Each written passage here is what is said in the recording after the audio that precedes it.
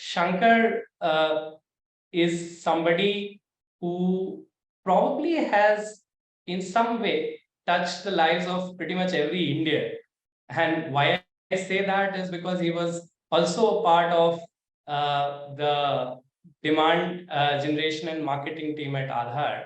And more importantly, he's the one who sort of coined that name. So every time anybody uses I want Aadhaar, I want to share my Aadhaar, in some sense, there is Shankar's contribution there. But yeah, so apart from that, Shankar is of course the co-founder and CEO of EkStep Foundation. And also, Shankar is in the National Steering Committee which is drafting the National Curriculum Framework based on the NEP. So, Shankar, I'll invite to host the fireside chat. Shankar, over to you. Yeah, thank you, Anand. Before that, thank you, Pramod. I cannot help but be inspired by any talk by you, even though we've been working together for 15 years. I always find it really powerful to hear your articulation of the opportunities and the way forward. Today, it's my honor and pleasure to host a fireside chat with some very good friends and highly accomplished professionals. First, I would like to invite Pankaj on stage, and then Koshi, and also Kirti Seth. If you could turn your videos on, please. Due to a personal situation, Debjani Ghosh, the president of NASSCOM, could not join us. But Kirti Seth, who's the CEO for IT and ITES, has kindly agreed to join us. And Debjani has in fact sent us a video recorded message, which I'll play later. So Kirti is the CEO of the IT and the ITES sector skills. She has a lot of experience, and she will have a very unique perspective, not only of skilling, but of the vantage point of being a part of NASSCOM. So welcome, Kirti. Looking forward to having you in this session. Moving on to Pankaj. Pankaj is someone whom I deeply admire, an entrepreneur, somebody who has India's best interests at heart. He serves on the board of Karmayogi Bharat and Sunstone at UST. Many of you may not know, but Karmayogi Bharat is a vital pillar of Mission Karmayogi, a very important national mission launched by the Honorable Prime Minister around 2 years ago. And he serves on the board of that. He's also founder trustee of U in U, a not-for-profit, in addition to his day job of co-founder and CEO of People Strong and founding partner of Work Capital. Welcome to the fireside, Pankaj. Last but not the least, my friend of 15 years, Koshi. We've had many adventures from the days of Aadhaar, but right now he is the MD and CEO of ONDC, which Pramod talked about, and he has, in a way, seen the journey of DPIs and DPGs in India. He's played key roles in digital transformation projects in India and globally. He's also assisted the World Bank and in being a part of many committees, in addition to playing a significant role in several e-government initiatives. So welcome to all three of you, and Debjani in absentia. And without wasting any further time, I'll start with Pankaj. Pankaj, you're one of the foremost thinkers in the domain of skilling. And so you're the right person to start this. Last decade has seen a lot of positive transformation happening in the country. India can make the most of a skilling dividend to become the world's skill engine in the next decade. But at some point, this almost seems like a Sisyphean challenge. The Greek mythology, where the hero is cursed with rolling a boulder uphill every day, and at night the boulder comes back. So next day, he has to roll it up again. So we seem to have solved the skilling problem multiple times. So the question to you is, what are some of the structural issues that still need to be addressed to get us there? Thank you, Shankar, and namaste, friends. Wonderful to be here. Team EkStep and all the allied forces behind this, you're all inspirational. Pramod, of course, and Shankar, thank you for getting us here. Glad to be in august company of Koshi and Kirti, and I'm missing Debjani, my fellow member on board at Karmyogi Bharat, but great to have you here. And I will, Shankar, go and give some context, which is a positive context, but yet, as you rightly said that we've solved this skill problem multiple times. It's like leaving a smoking habit. If you ask somebody says, I've left cigarette about 100 times, right? It's like that. The good part is that if I look at our company called VBox, which does the India Skill Report, it's quoted and everywhere. In last from 2014 till date, the employable workforce has increased from 33 to 50%. It's a massive jump. Having said that, still we feel, as you rightly mentioned, the skill problem is not solved. So what breaks that? So I will take about 150 seconds to explain that. So visualize one end of the spectrum, which is our so-called demand side, the corporations. They are constantly ready to spend money on a job board, on a placement consultant, on a search firm, on a technology, which can give them a ready to work or ready to hire candidate, which can be productive from tomorrow or today, right? We are ready to buy notice period. So we spend money all over the place, but we don't have enough capital to invest in skilling. And I know I'm exaggerating this point, but if you take the handful 20, 30, 50 organizations of India, or top IT companies, top auto companies, no one truly is investing in skilling, right? So the thousands of enterprises. So that's one part. For solving anything in the world, we need two things. One is outcome orientation, and second is the language in which we can talk in, right? So I was listening to Pramod. And then comes the religion and the race and the gender. I'm keeping that aside, but assume that we need to solve. So we need to have a common language and we need to have one common outcome. Now, I just told you that the demand outcome is only ready resource. That's what their outcome is. Now, let's look at the other side of the spectrum, which is the supply side.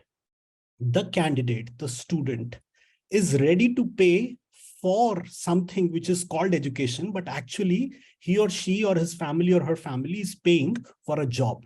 They're saying, okay, I'm going to pay you whatever you want, but as long as I can get the job.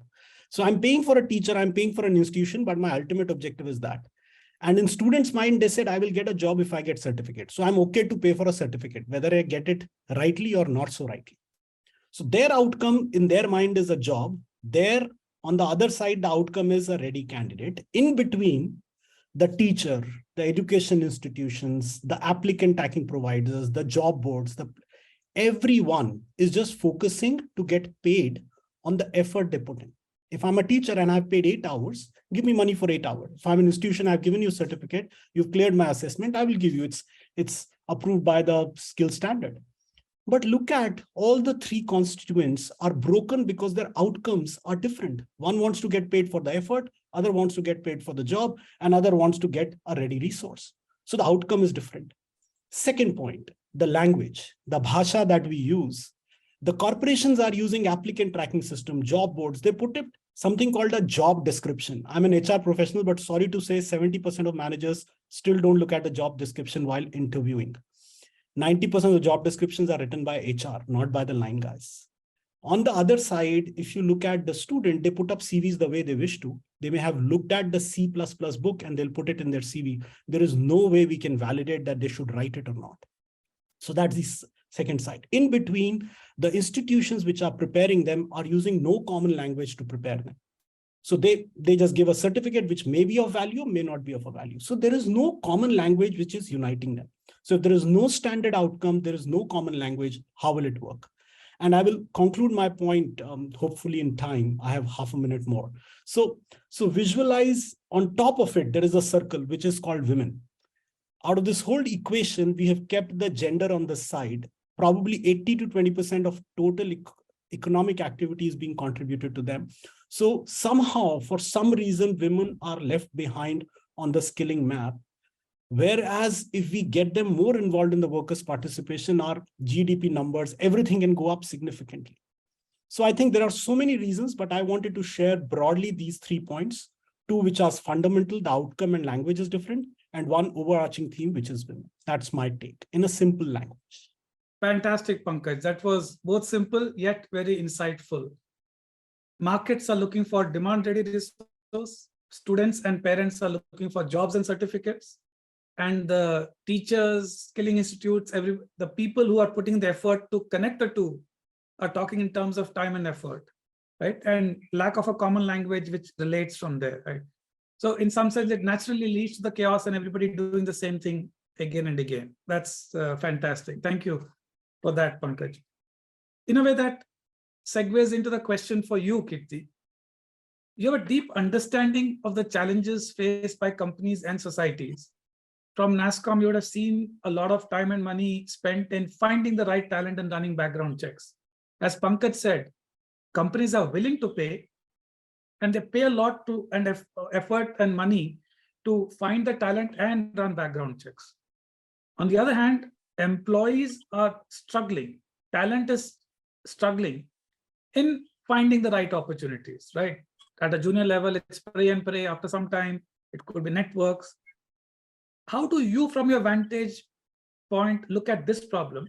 And what are your thoughts around overcoming it? So coming on the back of Pankaj, it's a bit of an indictment to what I do, because I have the Sector Skills Council and we're bang in the middle of this whole skilling ecosystem. So a lot of what he's saying is really something that I cannot get discouraged about, because otherwise I wouldn't be able to do my day job. Having said that, I think there is what he said is not wrong. But I do believe there are some green shoots.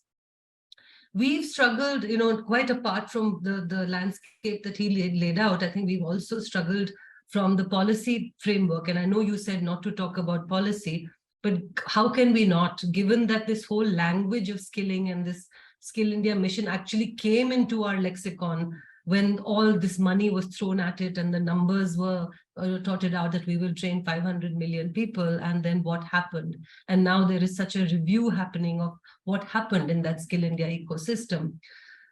The fact is that an employer is not supposed to train someone. If we really think of globally, how many companies actually recruit someone to say, okay, now we'll train you for 3 months because we know you're not ready. So there has been a sort of a acceptance of the fact that we have a whole bunch of unemployable people coming out of our education system, and we will have to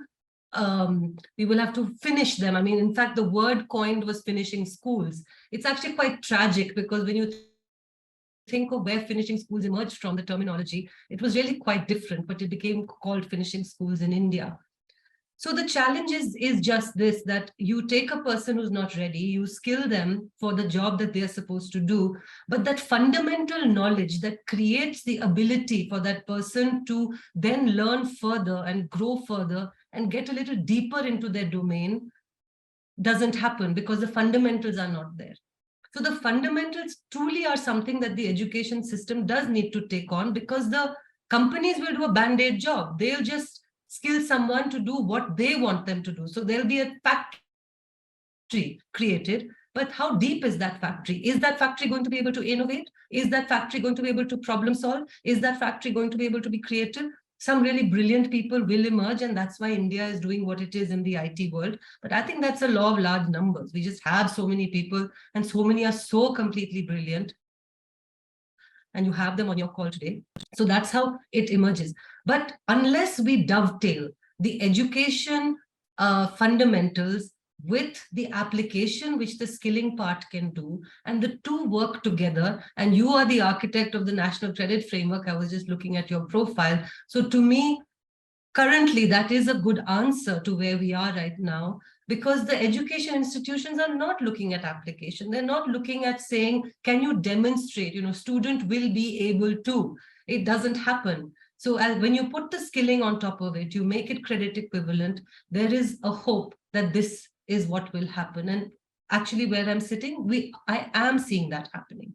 I am talking to institutions. Some are I think a little ahead of the curve. So they are very on the ball. When you explain to them what the structure is, they say, hey, how can we leverage this?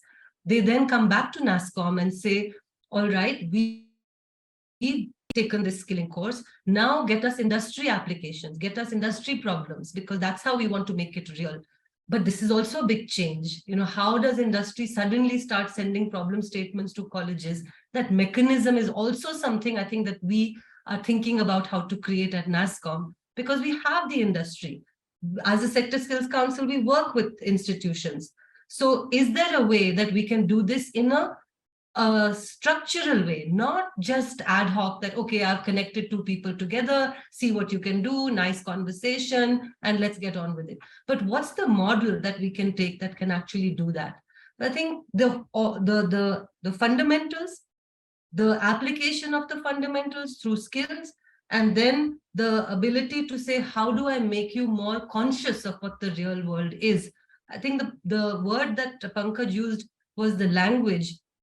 Actually, we in the skilling world use the language as the skills taxonomy, where we say that how a job description is written, how a student learns something in their college. So the course description has no link to the job description or the job title. So how do you marry the two together? This language is a serious problem.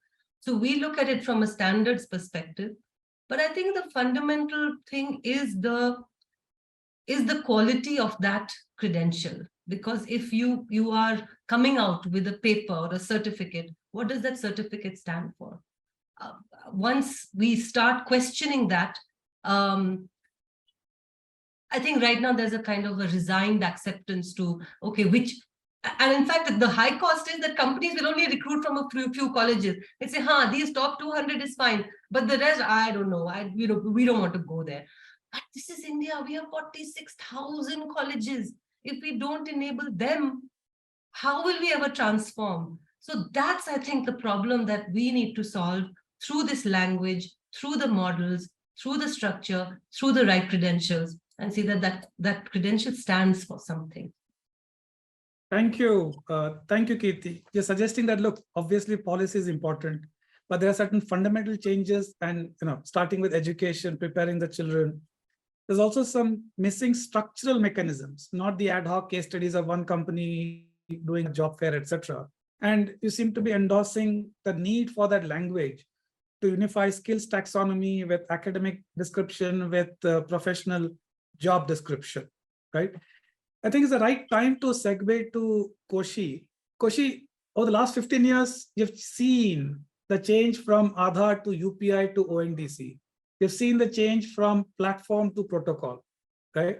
And you have learned a lot in ONDC itself of the power of harmonizing the language in creating protocols. If one treats grammar also as a set of protocols, right? So in your opinion, what all can we learn from ONDC and apply in the domain of skilling and education, given what Pankaj talked about, language, common outcome, and what Kirti talked about, that, look, there are some structural mechanisms that are needed, and endorsement of the harmonizing the language between skill taxonomy, academic and professional.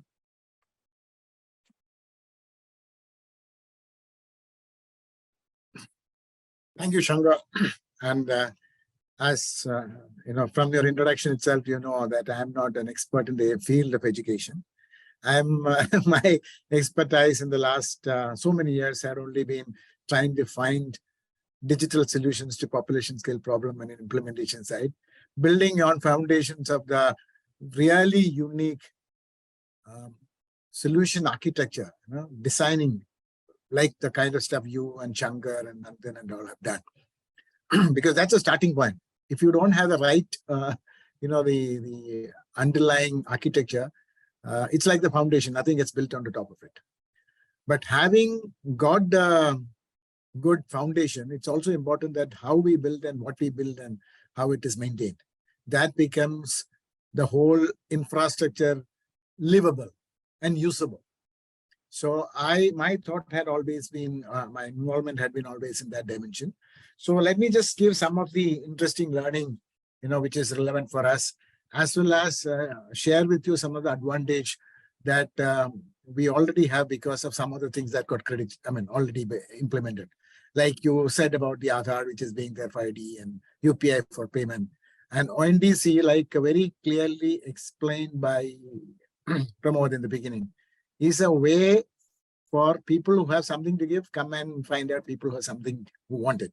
Givers and takers coming together and entering into a transaction in a meaningful fashion that is beneficial for both. So in that sense, domains can be consumer goods, domains can be financial products, domains can be mobility, and domains can be even learning itself, because somebody want to provide skill and learning and somebody want to acquire that, and there's a transaction.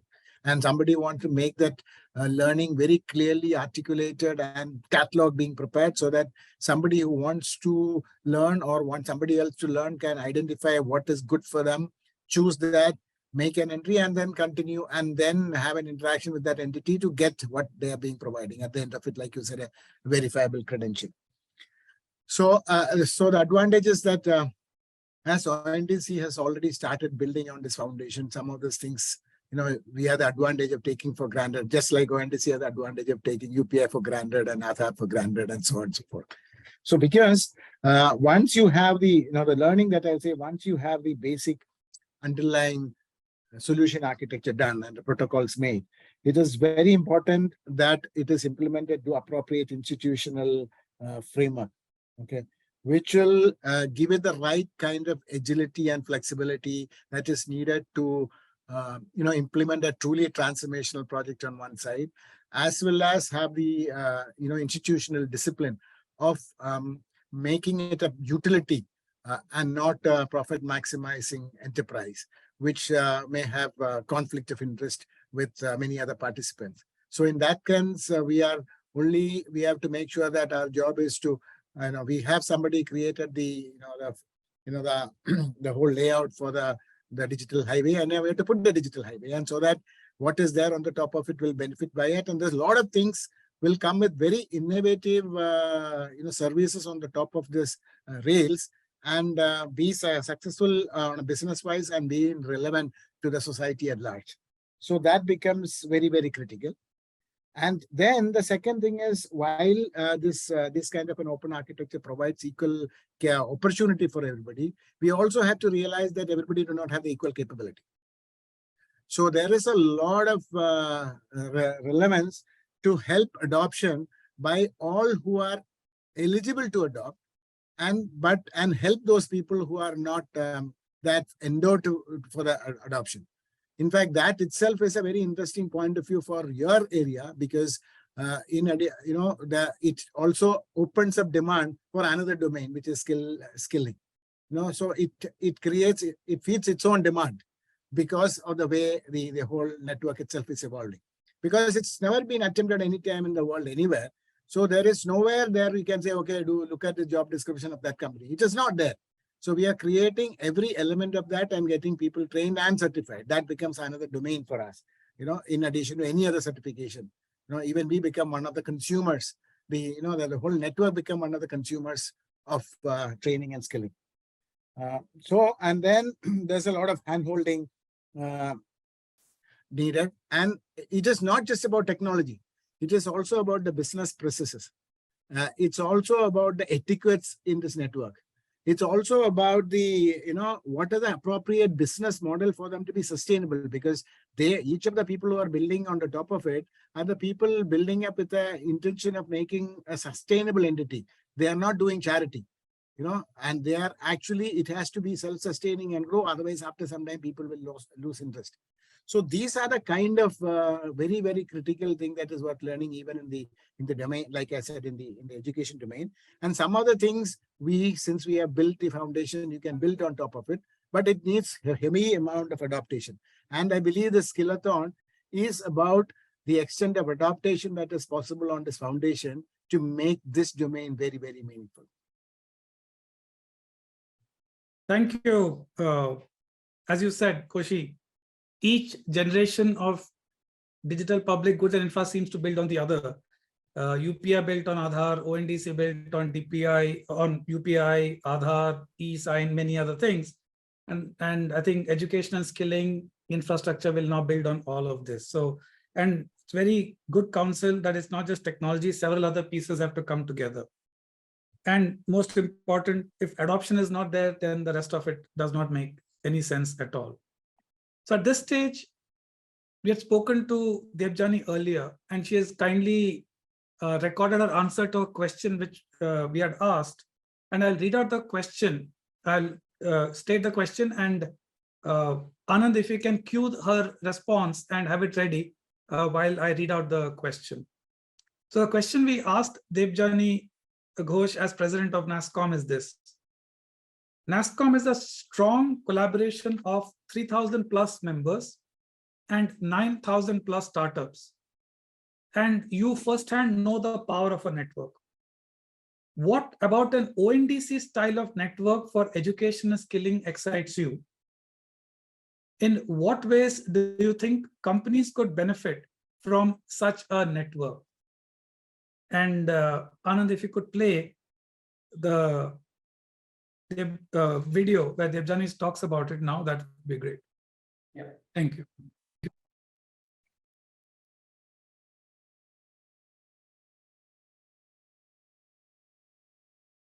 Just give it a moment.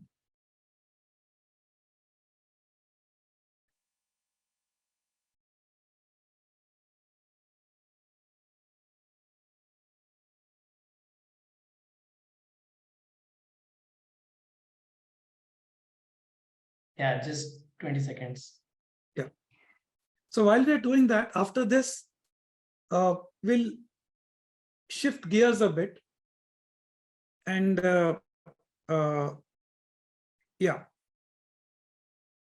we'll look at the shift in the demand profile. And Pankaj, I'll come to you and ask you about what are some of the things that you see. But yeah, okay, we have the video ready. So yeah, over to Debjani. Another very, very interesting question, one that I've actually been thinking about for a bit, but so this concept of a open skills network, and I think of it more as a skills network, is a tremendously powerful one if it is built right. If it is built to create, I think first it has to create some sort of a common lingo, standards, whatever you want to call it, for skills, especially digital skills, and what defines competency in these skills. Currently, we are all thinking in silos. Every company has its unique way of defining what competency in particular skills are or not. And I don't think the silo approach is actually going to help in the long run. So an open skills network which creates that common lingo, which democratizes skills by creating more equitable access to all. It doesn't matter who you are, where you are studying, which city you're living in, which language you speak, but your ability to access skills and access the best skills. You have access to the best skills can tremendously change the skills landscape in India. It of course helps companies significantly, can help companies significantly. One, to strengthen the link between skills and employability, which is still a huge issue in India because a large percentage of our graduates are still not considered fully employable. And it can also, of course, bring down the cost of talent search, etc., which always helps India strengthen its position as a preferred destination for talent, for innovation. So, again, I think it's a very, very interesting idea for sure. And I think India has to be quick in thinking through how it can be set up, how it can be done. And I'm sure that you will see tremendous participation from not just industry, but hopefully also academia, because there is a problem today. There is definitely a problem with respect to finding the right talent. And this can completely help address that. And as I said, it can fundamentally change the skills landscape in India. So yeah, it's a very, very interesting one to think through. Thank you, Debjani. As Pramod said, are we close to triggering a UPI moment? As Pankaj and Kirti have talked about, that can a common lingo be a unifier between skills and academia and jobs, between providers and seekers? Can that common lingo implemented through a skills network democratize access for citizens, reduce cost of talent search, increase remote trust and verifiability that Pramod talked about? So in a way, Debjani seems to have connected the dots in her pre-recorded statement. And that's a good segue for me to switch to the next set of questions. Pankaj, as India is becoming a digitized society and very fast, there's a fundamental shift in the demand profile of skilling. What are some of the efforts you've seen on how important a role technology can play in addressing the challenges due to the shift in demand profile? A lot of in sectors, government, sometimes market players are blindsided with the speed at which the demand profile is shifting, right? And the supply side takes time to catch up with that, and therefore people are left coming up with their own ways of solving for it. So what's the shift in this demand profile, and what's the role you're seeing that technology can play in addressing these challenges? So I think, Shankar, lovely to hear Koshi and Kirti and everyone. So my view here is that the traditional definition of digital literacy, which is software, hardware, application, safety, and self-assurance, is a given. But I think the new skill that is expected is a data literacy, right? That is becoming the core in the definition of digital literacy. So that's one fundamental shift in a profile that's happening. If you go forward, the traditional classrooms to online is happening. There is a lot happening here. I think Pramod started with the NDAR, right? Or National Education Technology Forum, or SAFL, which is Structured Assessment for Analyzed Learning, or class 3, 5, 8. So I think there is so much happening, even TEQIP, right? And I'm sure Kirti can talk more about them. But when I look at these initiatives, there is a lot that is happening all around. But what pleasantly surprised me the most of this demand is, let me put it by a name, like an auto sector. 1 in 4 jobs in auto sector today are of tech jobs. Till 3 years ago, we could have never thought. We thought auto jobs means there is a paint shop job, there is a mechanical job. But 25% plus jobs have moved to tech jobs in auto sector. Actually, today morning, yesterday, the article came that I write every week on jobs in Dainik Bhaskar, which is a Hindi national daily, where my article's title was Technical Jobs in Non-Technical Companies, the so-called technology jobs, right? We always thought that technology jobs are for IT services or product companies. India's, if there was a job index, it will move basis these companies hiring, right? If Infosys and Wipro sneezes, the whole India employment market goes for a toss. But it's not the case anymore. In spite of a bad market sentiment, Shankar, the sectors which are make in India sectors, if I can use the word, saved our job market. It is only because the digital profile of jobs moved there, the technology jobs moved there. So that's the fundamental point I have. What the technology can do for us, I'm hoping that people who have logged into this call, and I think someone was asking a question, they will help us in building the technology which reduces the friction with what we three discussed at your first question. There is a friction between all the three parties, the service providers, the corporations, and the students and families.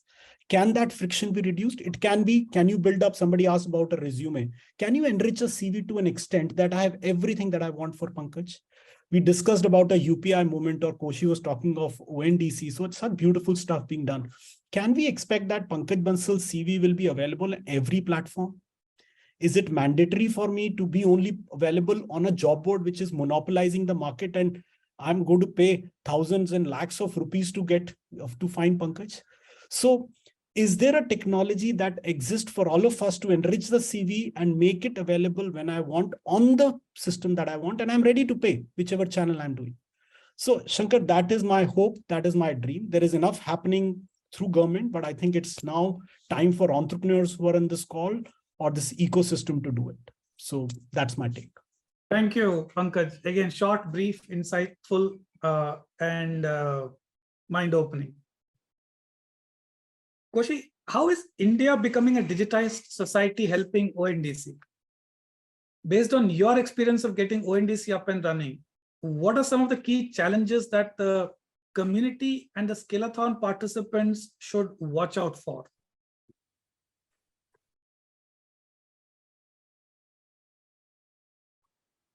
See, thanks. It was fantastic to hear, various points of view, all culminating towards what our, the team who are all listening to us will now put their brains to and bring their innovative solutions.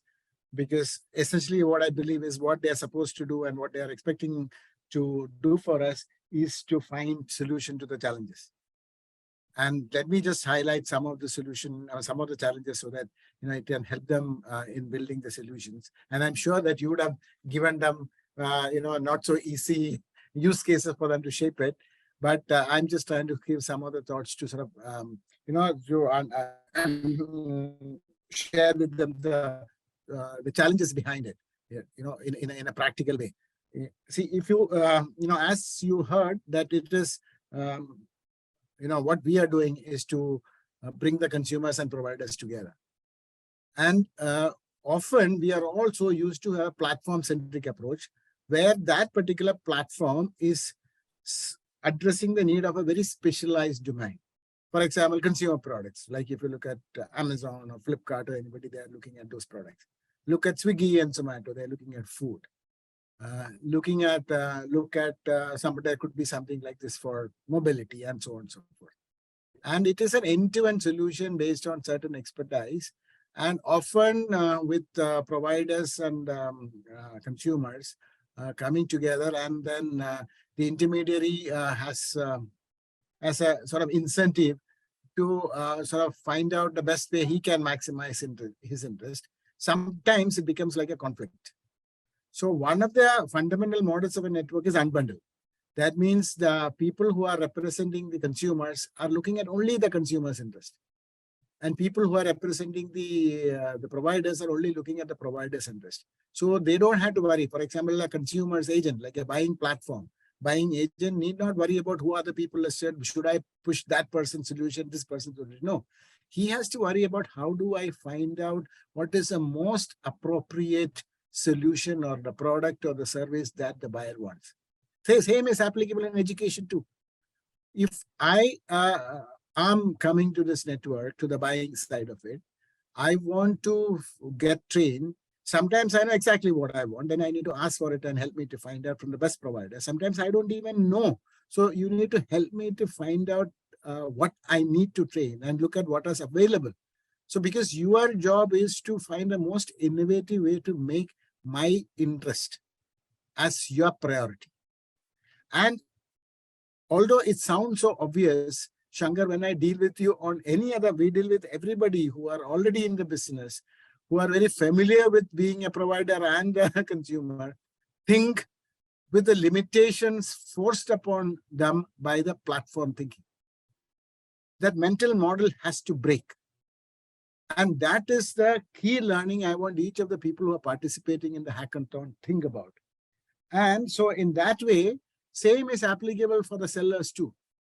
It is not about onboarding some sellers and putting the category. It's about the sellers being appropriately represented, the sellers being provided the input to help them to appropriately represent themselves, sellers being able to identify what are the possible, what is the kind of industry trends and what are the kind of things that's happening around the world that will improve their offerings altogether, because they are truly sellers representative. And that is why the people who are developing the appropriate platform, I'm seeing the same thing even when I try to work around any other domain, whether it is mobility, whether it is consumer products. People are just saying, okay, let me just make it available. It's almost like a dumb, catalog being made. And without even thinking how it is expected to represent the offering in a most appropriate fashion and in a more meaningful fashion to the users. So these are, I would say from a hackathon, a Skill-A-Thon point of view, these are the dimensions they need to think when they look at any of the use cases to throw up. not a technical solution, but a solution that will impact the relevant users. So that, it is not just about the elegance of technology, but it's about how well it is being accepted, understood, adapted, and used. Koshi, fascinating. And I want to break my flow to go back to something which nobody in this country can answer better than you. 25 years ago, you led the technology for dematerialization of shares, something youngsters today take for granted, right?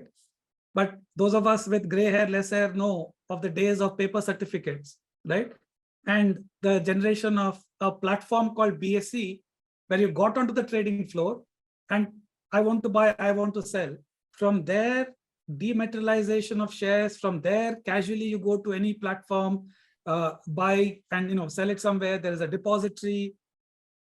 Walk us through some insights from that journey as you're talking about the shift from platform to network models. BSE as a physical platform to a set of protocols that were created over time that enabled multiple platforms, right? Talk to me about that journey and what lessons does it have for this effort? Okay, so a couple of things. I mean, there's a lot of story to tell. That's the problem with people with lots of gray hairs. But just highlight a couple of things. One is the whole digitalization with appropriate checks and balances built in at every stage of the transaction significantly changed the scale in which this could operate. If I just give you some reference, I'm sure some of you, at least in the movies, would have heard about this famous Harshad Mehta scam that happened in 1992. Do you know what is the total trading that used to happen in the Indian capital market every day? It was 400 crore, which some small broker in any small town will be doing today. Do you know what is the kind of problems they used to face in settlement? 25% of every settlement used to have a paper-related problem. Oh. Today, if you imagine that 400 crore is 150,000 crore, and imagine that you have 25% of it having some problem which need to be solved, use human intervention. The country will come to a standstill. The capital market probably will have settlement once in a year. So that is the power of absolutely clearly defined business rule, which is, if I built into the program, and and the current level of sophistication of protocol, make it to the next level. That is one. Second big learning is, like earlier Pankaj also alluded to, is that it should not become wall gardens. Okay, if I just give you, and the wall gardens have a humongous inefficiency factor and rent-seeking factor. I'll just give you quick examples of my personal experience. Again, I told you about the 400 crore per day transactions. Those days, what was the price of a BSE membership? If somebody wanted to buy a BSE member ticket, and on a market that holds 400 crore a day, total, all the brokers together, it used to be in 1992, it was about 4 crore. Why was it being sold at that value? Because that was ability for rent seeking was proportionally so high in such a slow market. And such high rent restricted and limited extent of participation. When again it became like a relatively open, broad participation, it just went. Today, you're talking about nobody will buy a ticket. It's only some statutory compliance that they have to do. And the cost of transaction, those days used to be something like 5% plus, has now become basis points. That is what also triggered all this, extent of transformation. Same thing, I'll tell you, forget about even that day. Even in the email, we take for granted. One of my favorite stories is that one of the early adopters of email as a medium in India was me. And earlier we used some jugaad through ERNet. And when the first commercial net became applicable, I took the, the only wall garden that was available. And I used to pay a few rupees for one mail up, some few bytes, and one mail down, some few bytes. And forget, this is the most horrendous story I narrate whenever the challenge of a closed platform. Is at that time I did a joint paper with my then professor, my professor and from IIM Bangalore. We did a paper together, and she said, Koshi, I want to share it with my friends in Cornell, where she did her PhD. I said, of course. I very proudly said, ma'am, you should send it by mail. She said, okay, do it. Koshi, you have the access. I said, yes, I have the access. So I attempted to send this 2 MB Word file by mail. Why I'm saying attempted is because it never reached. So I tried 2-3 times. Can you guess how much I paid in early 1990s for attempting to send a 2 MB file? Maybe 2 times, 3 times I might have attempted. I don't know. I paid 20,000 rupees. It went from my pocket. So I know it's not a story. Again, the challenge today, will anybody think of course, technology will, but it is again, forget about the technological advance and the bandwidth and so on and so forth. It's about closed platform and open platform. And it is going to give humongous possibilities of new building blocks and the way in which new building blocks can be stitched together. Wow, there's some story around a fireside chat. Kirti, hearing Pankaj and Koshi, as we're shifting from the world of paper to digital, as society is getting more digital and digital is creeping into everything, as we're shifting from the world of platforms to the world of protocols, and as Koshi elegantly argued, that this reduces the cost of access, reduces the cost of establishing trust. If 25% of the problems are because of paper, the paper existed for only one reason, to establish trust, right? The KYC, which shifted to eKYC in the mobile phone industry because of Aadhaar, solved the problem of trusting the identity of the applicant, right? So by reducing the cost of trust and doing it in a manner which increases trust, by reducing the cost of access, by making it easier, cheaper, and doing it in a manner which actually increases trust. If you were to project next 10 years, given we already have good infrastructure like sector skill councils and a whole bunch of stuff, what would be your dream and wish list if you were operating in a world of protocols and not just platforms, walled gardens, etc.? So walk me through, what would that look like? What would that dream look like for you? Wow. Oh, that's a tall one, but hey, why not? Why not? Why not? So I think the biggest, and please, it's very difficult to imagine a future when you don't even completely understand what the underlying technology is, but I'll take it at the surface value of there will be high trust for the credentials that someone has. So now this whole thing of verifying background, that does the person have this degree? Does this person have that skill? So all that goes away. So now when I see the paper, I trust that the person is capable of the things that the person said that they're capable of, because the testing that has happened to assess that is also proper. So it's the quality and the authenticity of that credential. So suddenly, today that I talked about those top 200 colleges that companies recruit from, now that goes away completely, because now you can go to the 43,000 colleges. You don't have to just limit yourself. You don't have to say that geographically I want to be here, institution is this training provider, that skilling provider. All that goes away because now the credential has meaning, it is verifiable, it is credible. So everybody gets an opportunity. So in terms of inclusiveness, this is the dream. The second thing that today I think really bothers the employer is identity. So is the person who took the interview really the person who's coming to join my job? And now with this whole remote thing, while companies are not talking too much about it, it still exists. We run a platform, a skilling platform, Future Skills Prime. We are now getting requests for learners to say, oh, can you please change my name on this certificate?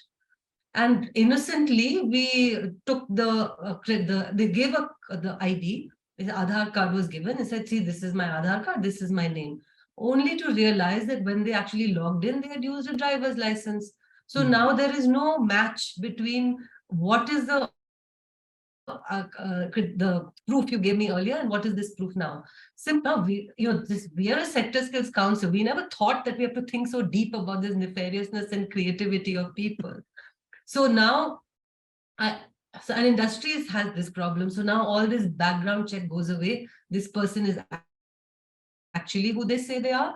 This person actually has the credentials that they have. Now what happens because of that? That the person who's issuing that credential better get the act together, because now I know that the degrees that come out of this bunch of universities is meaningful, and this bunch of universities is not meaningful, or I have a way to do that. No, I think that won't happen, because if the credential is meaningful, everybody has to give the same meaningful credential.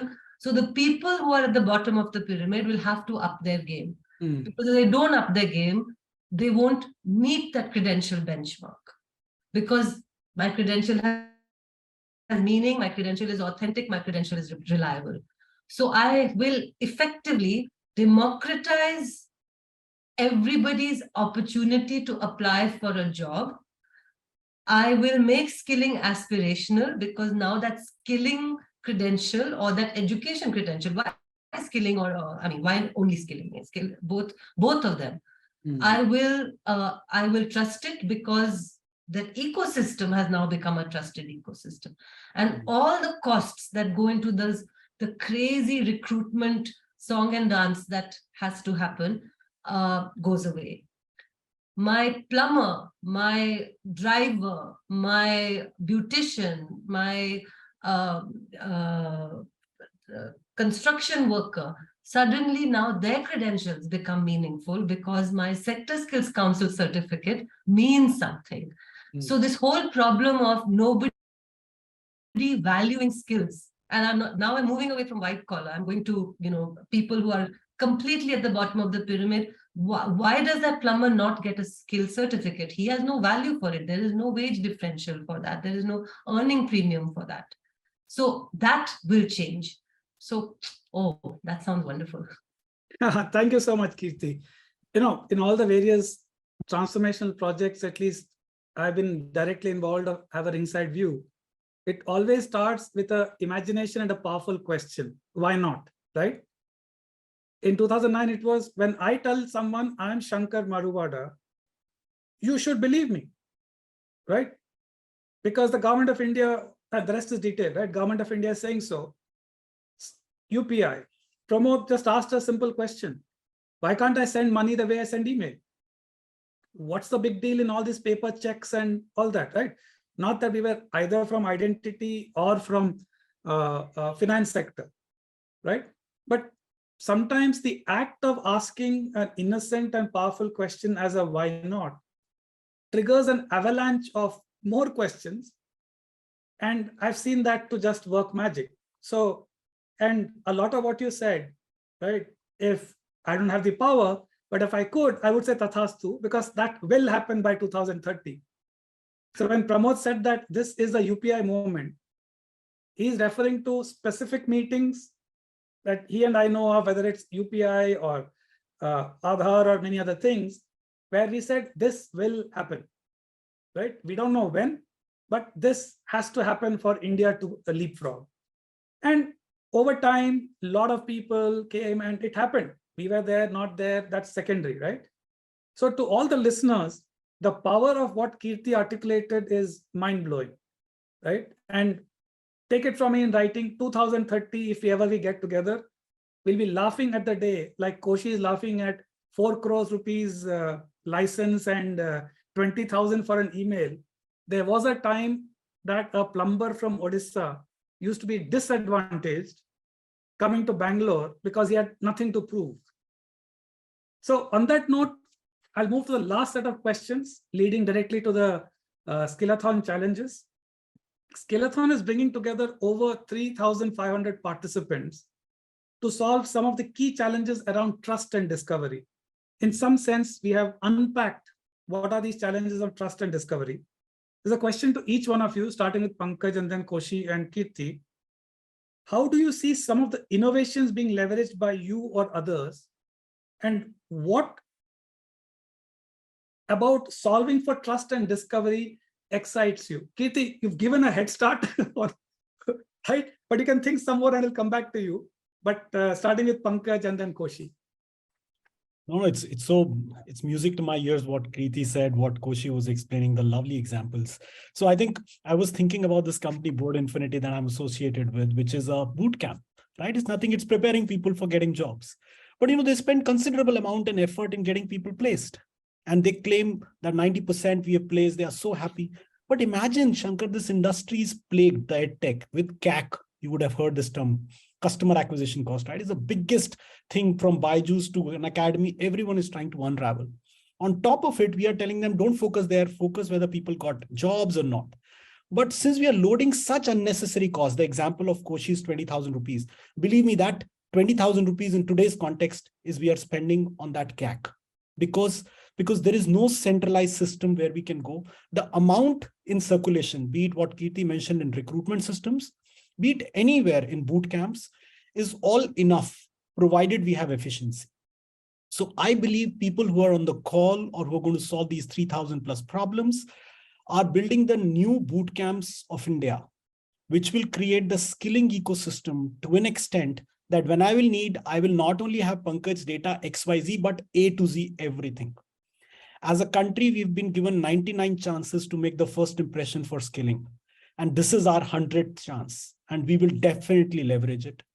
And with that so-called enriched profile that we get, I'm 100% sure that finding a job, be it for a candidate or for a company, will be the ultimate outcome. Skills will not be an end in itself, but a job will be, or a work will be an outcome in itself. That's my take. Excellent, Pankaj. So it's almost like reducing CAC from whatever horrendous numbers it is for both skilling and education for providers. That almost seems to be the equivalent of the 20,000 rupee per mail metric, right? Absolutely. And if, as a result of various things, if we can bring that down by a factor of 100 and 1,000, right? The whole dynamics looking now and exploding, well, in a good sense, a growing pie rather than the size of the pie being the same and it shifting from one side to the other. So again, very well said. Koshi, what about solving the challenges of trust and discovery excite you from an ONDC? See, I sort of alluded that some elements of this in my earlier articulation of the story that we're saying. See, when you are really bringing about an unbundled architecture, okay, so the innovation become very, very important. Innovation in terms of how the, like I earlier said, the sellers are represented and the buyers are helped. And also how each of the, when these building blocks are provided by various enterprises, entities and enterprises, how it can be seamlessly stitched together and how, the end consumer or the provider can feel confident about each of the element, its quality and its trustworthiness. So if you ask me, especially since I'm working on commerce with multiple domains, and I end up sort of discussing with, this issue with multiple domains, it sort of, hits me is that there is humongous possibilities for building the trust in each of the element. And there is a lot of learning that can be taken from one sector to another, to one domain to another. And especially in the context of an open network. So the extent of, the benefit of all of them talking the same language. It's like talking the same language and the grammar. Different, each of you make different story, but everybody can understand each other. And the story, one is the solution and the grammar and the language makes it possible for everybody to talk to each other.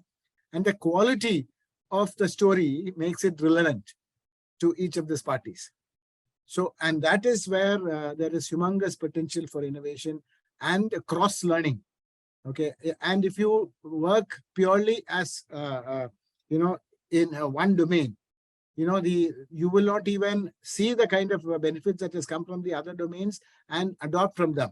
So the beauty of what Pramod and you guys, etc., have developed in terms of the protocol, which is like the transaction level, which is the base, and the top one network level, which is enabling multiple domains to build on whatever that is common, learn and use whatever that is identified and learned from the others in a very, very effective fashion. That becomes possible. Again, I have a bad habit of telling stories, so I'll just take a 30-second to again make one of the stories. Somebody explained to me, I don't know how true it is. We all know about this, what does doctors do to find out what's wrong with your, in your heart. They pump in a tube, spray some dye, take a picture. Incidentally, it was not done by a cardiologist. It was done by a urologist, because you know how to put in tubes at all kinds of places, and a rocket and a rocket scientist, because he knew guided missiles. and it was their collaboration that, although they didn't know anything about cardiology, that made cardiology very this is a very powerful tool in cardiologic intervention. And that is what an open network and collaboration make it possible. And I wish all the guys a success. And I hope that you'll guide with something really, really dramatic, looking at the original purpose of, truly unbundling and make them interoperable, and thinking about the user experience, and both at the provider side and the consumer side. Thank you. Thank you, Koshi. I think the last sentence in particular was something to add on to what you said. Think about user experience, right? Make it easy for them, make it convenient for them. That is very, very vital, especially as we shortly will come to the unveiling of the challenge statements. Last word to you, Kirti. What excites you about solving for trust and discovery? So tough calls, especially since I thought I had sort of dreamt this ideal universe. But I was just thinking that supposing we had a situation where we now had a common lingo and everybody understood what skills were required, what skills were there, and the skills were credible and they were trustworthy. So now skills has become hygiene. And because it's hygiene, you can automatically match it. So how do you actually choose who you hire?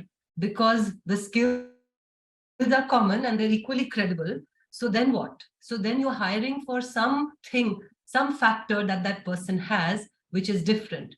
And that actually sits very, well with the whole narrative that we have these days of the digital skilling. And a friend of mine used the word digital era. She said, call it digital era skills, because it's not just technology skills. It is also about all the other wrappers that go around it. Your ability to think, your ability to problem solve, your learnability, your learning agility, all those things, because you now need to be a lifelong learner. So those things begin to differentiate you. And when that's what is differentiating you, that's what you need to develop. And that's what the institutions need to develop. So again, there's some fundamental upgrade that will have to happen in whatever's going on.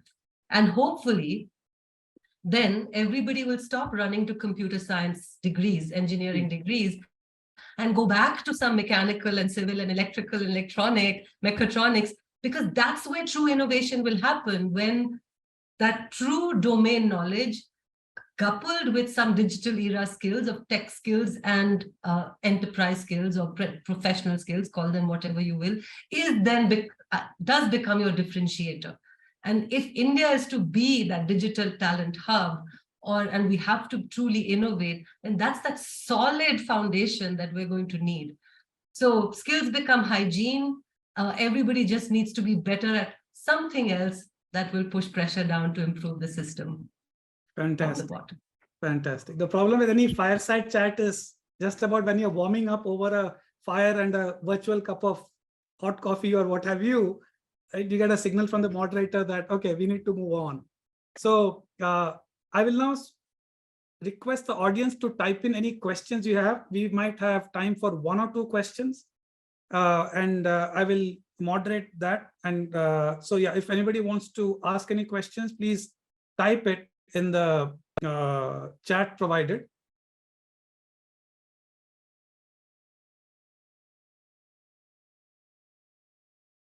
If not, I will very greedily use the few minutes extra to ask the panelists one more very quick question.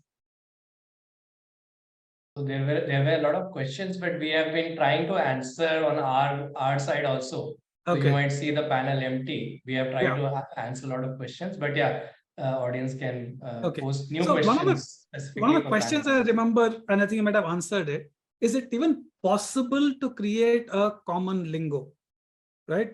And while obviously in every sector and domain has its own challenges, Koshi, to go back to your email story, was it a question you faced in the 80s, in the early 90s? Is it even possible to have a lingo for share market, right?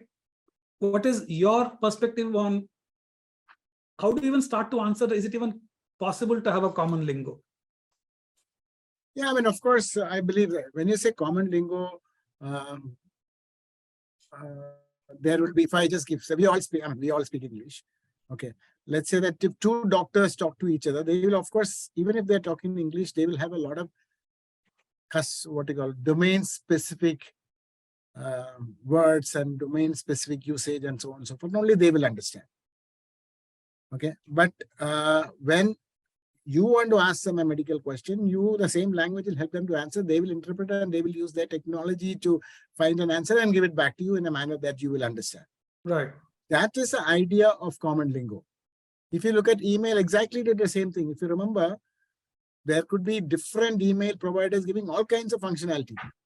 But if your email providers with exquisite functionality want to give you all services and say correspond with me, then you use SMTP as a protocol. Right. So that is the idea of common lingo. It is not that we are going to make a cookie cutter approach. Everybody, it's like, standardizing everything that everybody will do. No, it's essentially what is the interaction that is needed with the other system. And those interaction can be standardized with at the same time providing the flexibility to use the the specific taxonomies and whatever technical word that you use to sort of communicate with each other, and the experts being able to handle it in their area of domain with their flexibility and what is special to them, their standards. So that is what we need to look at, segregate what is needed within and what is needed across. Okay. And also, I guess embedded in answer somewhere is what Pramod earlier talked about, the need for minimalism. Yeah, absolutely. Absolutely. Right. So Pankaj and Kirti, the skilling and HR sector well. From your point of view, is it even possible to develop a common lingo, even if it is minimal? So, I will just go back to what Koshi said. There is a grammar and dictionary that we need to write. Simple, easy grammar and dictionary. The qualities will be created by ecosystems and entrepreneurs. I think there is someone who asked a question that how can I become an entrepreneur? I need scale and all that. So I will just say one thing. Do you remember all of us on call? When was the last innovation done on a job board? I'm just telling you, that's the single most thing. Massive value created for one. Can you name even 3 job boards in India? Your counting will stop at second. When was the last? Isn't it shocking that such a big country, huge, massive focus on jobs, and we don't have solutions to sourcing, Shankar? That is what I mean to say. People who are on the call, there are enough entrepreneurs who are trying. You have access to funding. You need to prove your idea at a scale. And I think this is the best platform through which we can come and say, we will make that discovery possible in a fair, non-monopolistic way. When Microsoft at one point of time, if you remember, went too deep, where they had a lot of ways, they opened themselves up when Satya Nadella came and they became a new Microsoft. I think India needs that new job board story where we can discover people. So that's what we need to go. Excellent. And there's almost over the last 10 years, a new India model emerging, which the world is looking up to and admiring, of solving for innovation and inclusion. Absolutely. Yeah. And job boards, if job boards are or many other things are like intermediaries, we don't need to kill anyone. We need to enable them, provided they're adding job value. If they're not adding value, they have no right to exist just because they allow you search and they can charge more and more fee. So I have not seen any enrichment, any innovation, and they're there because they are a successful intermediary by a size. So we need now value adding intermediaries and make them successful. Okay. So hence it's possible for everyone. Excellent. Excellent. Kirti? I think a lot of it is also about how you educate, because when companies that did, and I'll talk of the tech companies which do mass hiring and in the thousands and thousands of people. So that's where this really sort of becomes very obvious as to how much wasted resource is in all this. The ecosystem that was created around this whole common language was so unfriendly and so inflexible. Typically, in every country, you have labor standards, you have skills qualification frameworks. So all this mechanism exists. In some countries, take in Australia, it's very well adopted and very well understood. And so industry and the and the standardized language actually talk the same language because they've evolved that way. In our country, it sort of became that it's either forced down or the system is so inflexible that it's not evolving with the changing needs of what the employer wants. So that evolution, that dialogue just didn't happen. I'm seeing that opening up right now. I'm seeing a real desire in the government also to listen and to say, hey, we need to be flexible. The world is moving really fast. We also need to move. So I feel a little hopeful. Will it be everybody using everything the same way? No, I think there will be a certain core that will be understood, much like what Koshi said about the medical fraternity. When you have to interview a doctor, you will ask him questions about in that particular language. But when we interview a data architect or a machine learning engineer, everybody's using their own definitions right now. But that's okay. Maybe it's very new and all these job roles are new. And so these technologies are new. But this is a great time to start talking about this common lingo. And I think that's what is the attempt. We are part of the G20 right now. And that's, in fact, one of the biggest topics that India is proposing on the mutual recognition framework. And that talks about a common language. So Europe has done it. Australia, New Zealand, Malaysia have done it. So we have examples. So therefore, there is hope that this can exist. Excellent. There's another question and I'll answer that and we'll have to conclude with that. So it almost seems like, as Pankaj said, there is a grammar and there's a dictionary. In a sense, language comprises both vocabulary and grammar. So if you separate the grammar from the dictionary will have tens and hundreds of thousands of words, but the grammar will have very few rules. So if you going back to where we started, there is a need for a common lingo. The lingo can be only around the grammar, a common grammar, or the lingo can be around the full dictionary. If it is about the grammar, we are talking about the grammar for trust between systems. When you have protocols, it is two machines using the SMTP protocol. When you have a UPI protocol, it is two machines and banking systems using that to exchange information. So the protocol for discovery is essentially the grammar of discovery distilled, on which you can add layers and layers of vocabulary. When we're talking of trust, the grammar of trust is what is at the core of trust. On top of that, you can add layers and layers of dictionary. So the question that was that what is the common language? In this case, I would interpret it as what is the grammar of trust? What's the grammar of discovery? And what ONDC is already solving for. In that the language, the grammar of discovery they're solving for in certain sectors, it's extending that. That is what DACP is about. The grammar of trust is using verifiable credentials to claim whatever you are claiming. That is what Sunbird has solved. It's a question of taking these two building blocks. And on top of that, layering innovations of the type that the 5 challenge statements will talk about. So with that, much as I would like to continue, I've taken up a lot of time of the panelists and some really, I had fun moderating it. And so it doesn't matter whether others took away anything or not. I had fun. And Koshi, more power to you and your stories. And we should catch up over some brew and continue that. And Pankaj and Preeti, till we meet again, very big thank you to you and really looking forward to you and your organizations being a part